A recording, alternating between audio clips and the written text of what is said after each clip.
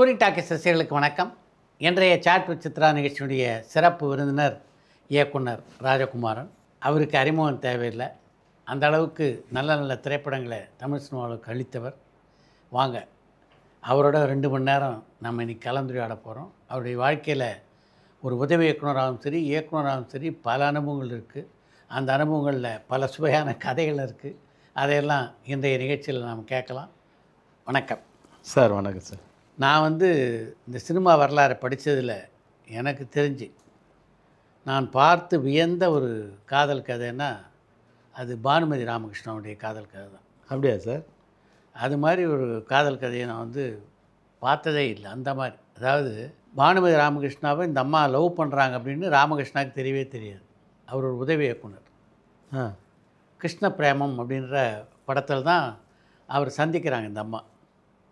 அதான் பானுமதியுடைய சிஸ்டர் கூட சொல்லுவாங்க, அந்த படத்தினுடைய பேர் கிருஷ்ண பிரேமம் இல்லை, ராமகிருஷ்ண பிரேமம் அப்படின்ட்டு. அந்த படத்துலேயே அந்த அம்மா காதல் வருது. அவர் தான் கல்யாணம் பண்ணிக்கணும்னு முடிவு எடுக்கிறாங்க. அது அவருடைய சகோதரிக்கு மட்டும்தான் தெரியும். இப்போ வீட்டில் அப்பா மாப்பிள்ளை பார்க்குறாரு இப்போ பானுமதிக்கு. இப்போ சிஸ்டர் சொல்கிறாங்க, இந்த சரியான டைமு, இப்போ கூட சொல்லலைன்னா ரொம்ப பிரச்சனை ஆகிடும். அப்போ தான் வீட்டுக்கு தெரிய வருது ஒரு உதவி இயக்குனரை இந்த அம்மா லவ் பண்ணுறாங்கன்ட்டு. இப்போ ராமகிருஷ்ணா வீட்டுக்கு வரவழைக்கிறாங்க. வரவழைச்சு இது மாதிரி என் பொண்ணு ஒன்று விரும்புகிறா அப்படின்னு சொல்கிறாங்க. அவருக்கு ஷாக்கு. அதாவது படத்தில் இத்தனை நாள் ஒர்க் பண்ணியிருக்காரே தவிர அந்த படத்தினுடைய கதாநாயகி நம்மளை லவ் பண்ணுறா அப்படின்னு அவருக்கு தெரியாது.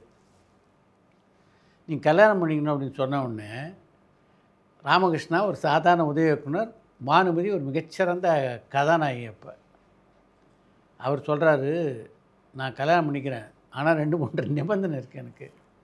ஒன்று, இந்த அம்மா கல்யாணத்துக்கு அப்புறம் நடிக்கக்கூடாது. 2வது, நான் ஒரு ஏழை குடும்பத்தை சேர்ந்தவன், நீங்கள் ரொம்ப வசதியாக வாழறீங்க. இந்த அம்மாவும் சினிமாவில் கதாநாயகியாக இருக்கிறதுனால நல்ல வசதியில் இருக்காங்க. என்னால் அந்த வசதியெல்லாம் தர முடியாது.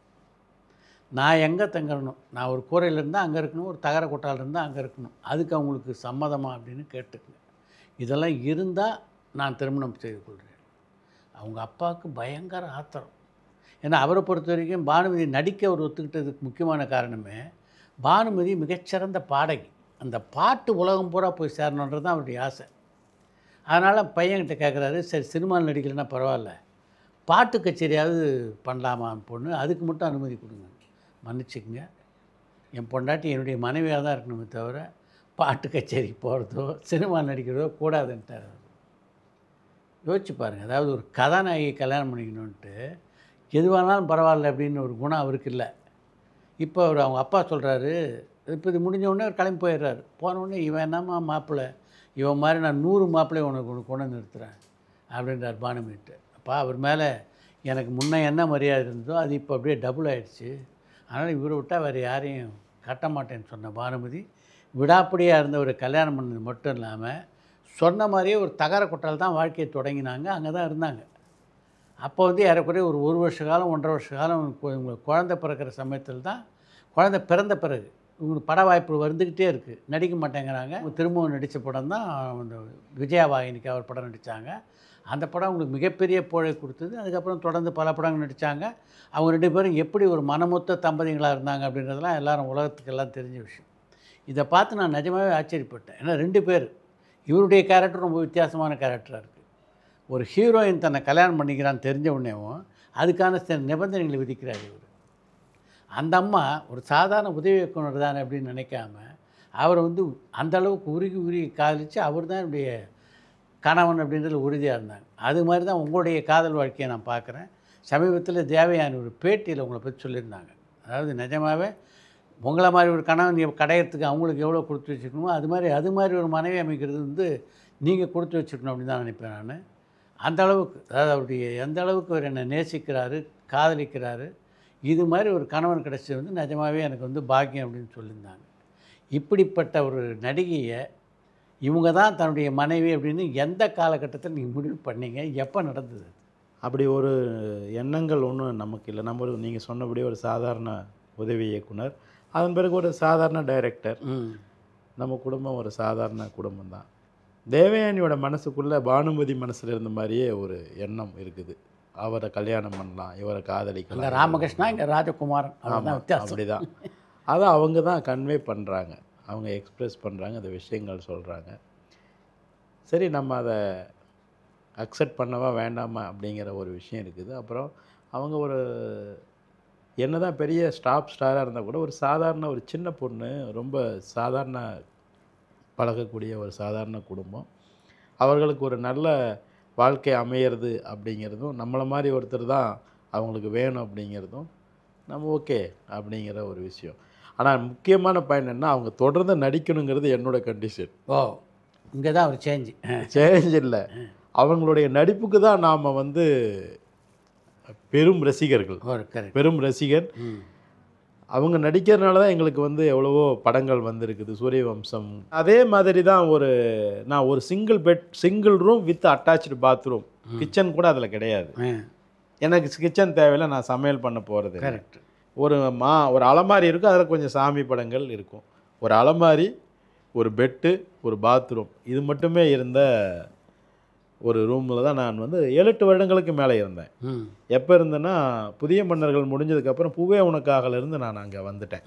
பூவே உனக்காக, சூரிய வம்சம், முன்னெடுத்தல் என்னை கொடுத்தேன், இந்த 3 படங்களும் நடக்கிறதுக்கே ஒரு 3-4 வருஷங்கள் ஆச்சு. அதில் எல்லாமே நான் அந்த ரூமில் இருந்தேன். அதுக்கப்புறம் நீ வருவாயனா, அதில் ஒரு வருஷம், விண்ணுக்கும் மண்ணுக்கும், இப்படி ஒரு 7-8 வருஷங்களாக பக்கமாக அந்த ரூமில் நான் இருக்கிறேன்.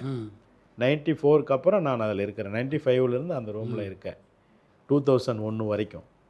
2001 தான் கல்யாணம் ஆச்சு. கல்யாணம் ஆகிட்டு தேவயானி அந்த ஒரே சிங்கிள் ரூமில் தான் வந்தது. வந்து அங்கே தான் நைட்டில் தங்கியிருந்தோம். அடுத்த நாள் தான் நாங்கள் வந்து வெளியில் அந்த கும்பகோணத்துக்கு கிளம்பி போயிட்டோம். ஒரு ரிசார்ட்டுக்கு, செல்லிங் ரிசார்ட்னு ஒன்று, அங்கே தான் ஆனந்தம் படப்பிடிப்பு நடந்தது. அங்கே தான் நாங்கள் போயிட்டு வந்துட்டு இருந்தோம், பார்த்துட்டு வந்தோம். அங்கே போய் தங்கிட்டு ஒரு வாடகை வீடு எடுக்கிறதுக்காக. அப்போது 2-3 பெட்ரூம் இருக்கிற, கீழே ஒரு பெட்ரூம், மேலே 2 பெட்ரூம் இருக்கிற ஒரு நல்ல தாராளமான தனி வீடு செங்கமுத்து சார் கிட்ட சொல்லி சோலை கிருஷ்ணன் ஸ்ட்ரீட் வலசரவாக்கத்தில் பார்த்தோம். அந்த வீடு கிடைச்சிது. அதுக்கு வந்து அட்வான்ஸ் கொடுத்துட்டு ஏசி அது இதெல்லாம் தேவையானது ஃபிட் பண்ண சொல்லிட்டு நாங்கள் மறுபடியும் எங்கள் ஊருக்கு போனோம். அப்புறம் தான் எங்கள் ஊருக்கு போனோம். அங்கே போய் 1 வீக் தங்கியிருந்து வரதுக்குள்ளே சரியாயிடுச்சு. அப்புறம் தான் ஒரு நடிகை தங்குறதுக்கான ஒரு வீடு மாதிரி ஒரு வீட்டுக்கு நாங்கள் வந்துட்டோம். வணக்கம் சார். வணக்கம் சார். வணக்கம் வணக்கம் வணக்கம் வணக்கம். இந்த வாய்ப்பு அளித்ததற்கு மிக்க நன்றி சார். ராஜகுமார் சார் வணக்கம். வணக்கம். வணக்கம் சார். சார், இன்று வந்து உங்ககிட்ட நான் கேட்க விரும்புகிற கேள்வி 2 கேள்விகள் சார். ஒன்று வந்து, நீ வருவாயன திரைப்படத்துல பாடலாசிரியர் விவேகா அவர்களுக்கு அதுதான் முதல் படம், உங்களுக்கு அது முதல் படம், அவருக்கும் அதுதான் முதல் படம். எப்படி அந்த படத்துக்கு அவர் பாடலாசிரியராக நீங்க தேர்ந்தெடுத்தீங்க? அது அவர் ஒண்ணு சார். 2வது கேள்வி, விண்ணுக்கும் மண்ணுக்கும் திரைப்படம் சார். அந்த திரைப்படத்துல ஒரு காட்சி வரும். தேவயானி மேடம் வந்து காதலை மெல்ல மெல்ல உணரும் ஒரு காட்சி. அந்த காட்சியில பாத்தீங்கன்னா, ஒரு டிரைவர் ஒரு விதமா ஒரு காதல சொல்லுவார். ஒரு வீட்ல சமையல்காரமா ஒரு மாதிரி ஒரு காதல சொல்லுவாங்க. சோ ஒவ்வொருத்தருக்கான ஒரு காதல சொல்லி அதுக்கப்புறம் அவங்க புரிஞ்சுக்கிற மாதிரியாக வரும். சோ உங்கள் வாழ்க்கையில் உங்களை பொறுத்தவரைக்கும் உண்மையான காதல்னா என்ன அப்படிங்கிற 2 கேள்வி சார். முதல் கேள்வி, ஒரு கவிஞரை என்னால் தேர்ந்தெடுத்தது எப்படிங்கிறது, எங்களுக்கு அது ரொம்ப பழக்கம் இருந்தது. விக்ரமன் சார்ட்ட இருந்ததுனால நாங்கள் கவிஞரை எப்படி தேர்ந்தெடுக்கலாம், ஒருத்தரை எப்படி கவிதை எழுதக்கூடிய ஒருத்தரை மேலும் ஊக்குவிக்கலாம் அப்படிங்கிறது அவர்கிட்ட நான் தெரிஞ்சு வச்சுருந்தேன். பேசிக்கலி எனக்கும் கவிதைகள் ரொம்ப பிடிக்கும். நான் நிறைய கவிதை நூல்கள் படிக்கிறவன், கவிதைகள் எழுதுகிறவன் கூட.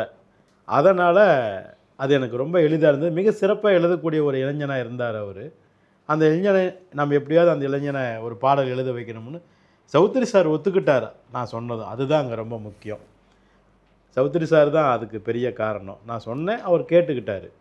ஆக அது ஒரு பெரிய விஷயம் இல்லை. எங்களுக்கு ரசனை இருந்தது, சௌத்ரி சாருக்கும் நம்பிக்கை இருந்தது. அதுதான் அது. 2வது, விண்ணுக்கும் மண்ணுக்கும், அதில் வர காதல், ஒரு ஒவ்வொருத்தருக்கும் ஒவ்வொரு மாதிரியான விஷயந்தான். அது எந்த அளவுக்கு இருக்கும்னு சொல்ல முடியாது. ஒவ்வொருத்தரை பொறுத்த வரைக்கும் காதல் அவங்களுடைய பாயிண்ட் ஆஃப் வியூவில் தான் இருக்குது. ஒரு டிரைவர் அவர் சொன்னார், அது ஒரு ஆக்சிடென்டம்மா, எவ்வளோதான் கவனமாக இருந்தாலும் நடந்தே தீரும். அவர் டிரைவர், அவர் அப்படி தான் சொல்லுவார், அவர் பாயிண்ட் ஆஃப் வியூ. ஆமாம். ஒரு சமையல்காரம்மா, அவங்க சொல்கிறாங்க, அந்த திறந்த வீட்டுக்குள்ளே ஏதோ நுழையுமாங்களா, அந்த மாதிரி அது எப்படியாவது நுழைஞ்சிருமம்மா, கவ்விட்டு போயிடும் அப்படிங்கிற மாதிரி. இப்படி அவங்கவுங்க பாயிண்ட் ஆஃப் வியூ அவங்க தெரிஞ்சுக்கிறாங்க, கேட்டு தெரிஞ்சுக்கிறாங்க. அதற்கு முன்னாடி ஒரு காட்சி இருந்தது, அது படத்தில் இருக்கிறதா கொஞ்சம் நாங்கள் குறைச்சிட்டோம். முதல் நாள் நைட்டு விக்ரம் சார் சொல்லிட்டு போவார், பஞ்சபூதம் 4 வேதம் 3 சமயம் 2 கடவுள் 1 வானம், அதையெல்லாம் விட பெருசுங்க ஐ லவ் யூங்கிற வார்த்தை.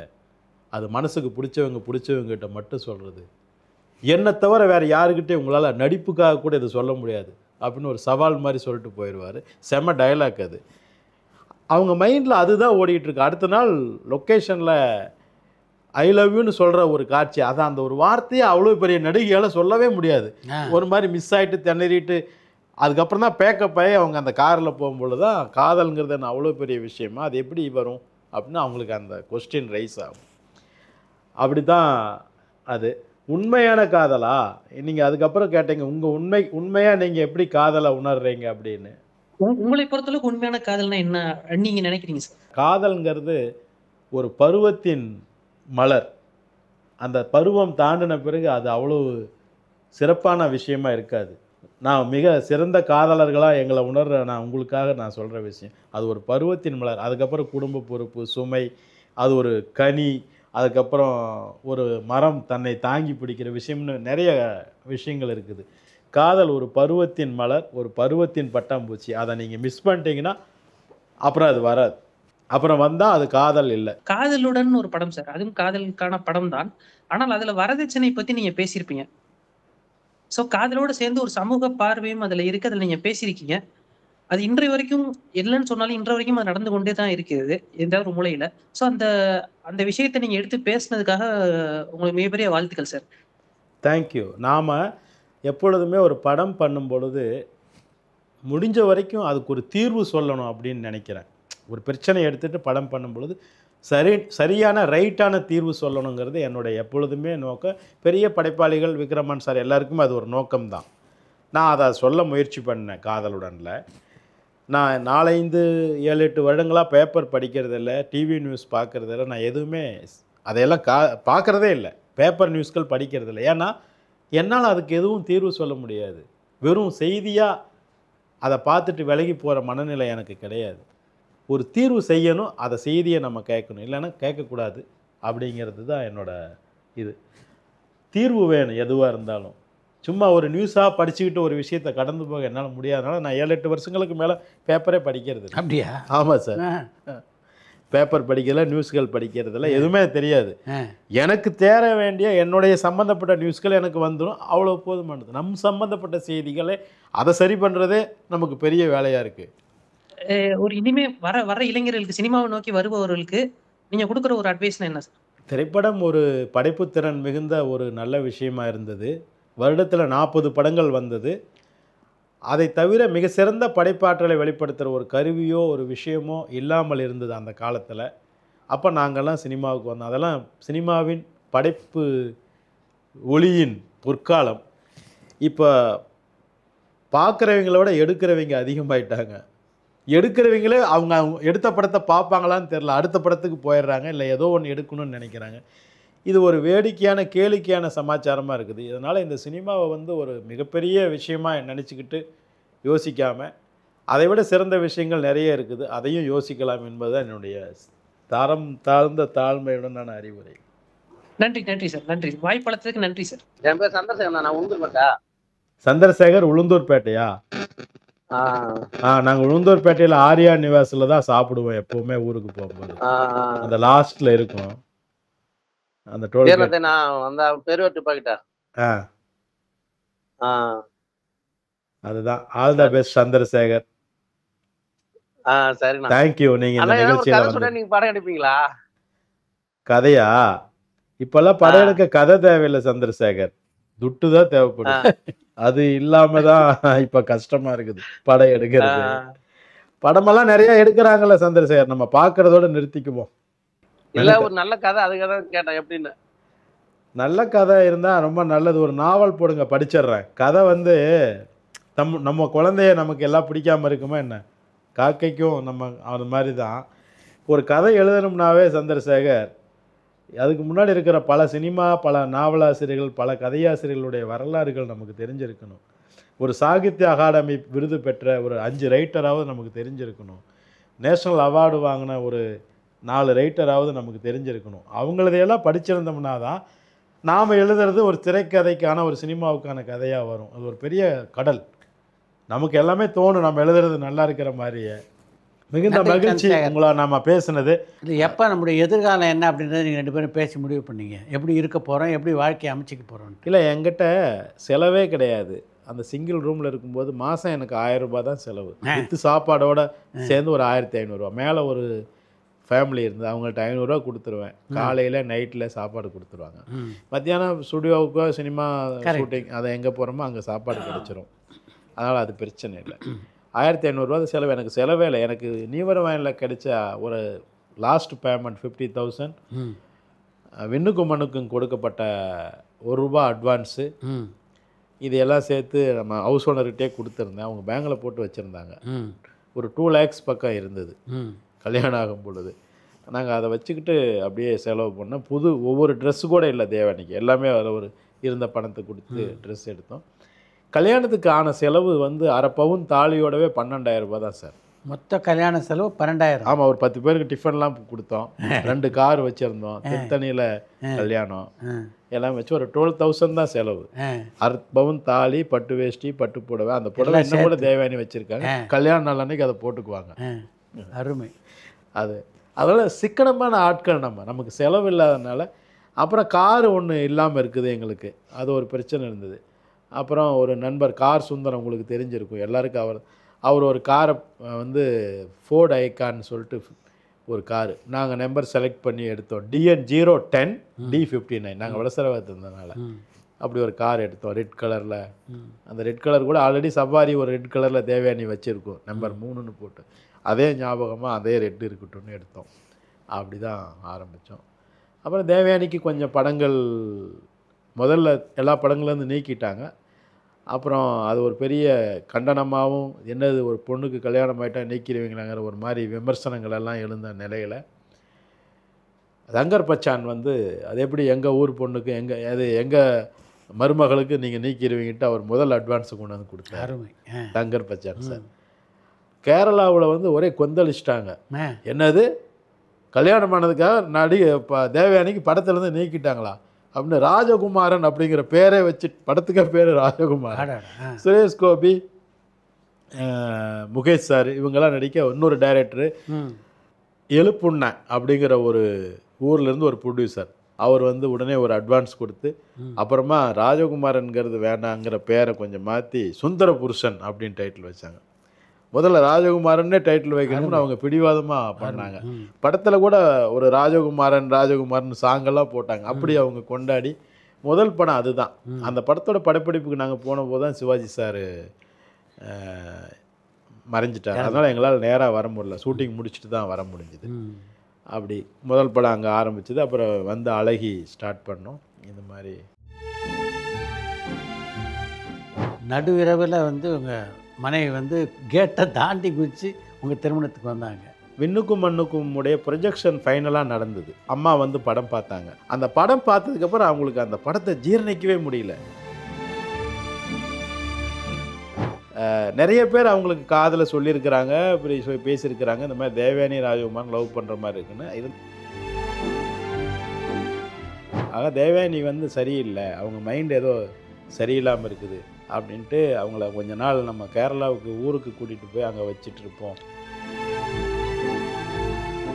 பரபரப்பான சினிமா செய்திகள், நட்சத்திரங்களின் பேட்டிகள், சினிமா வரலாறு ஆகியவற்றை பார்க்கவும் படிக்கவும் உங்களுக்கான இணையதளம் touringtalkies.co.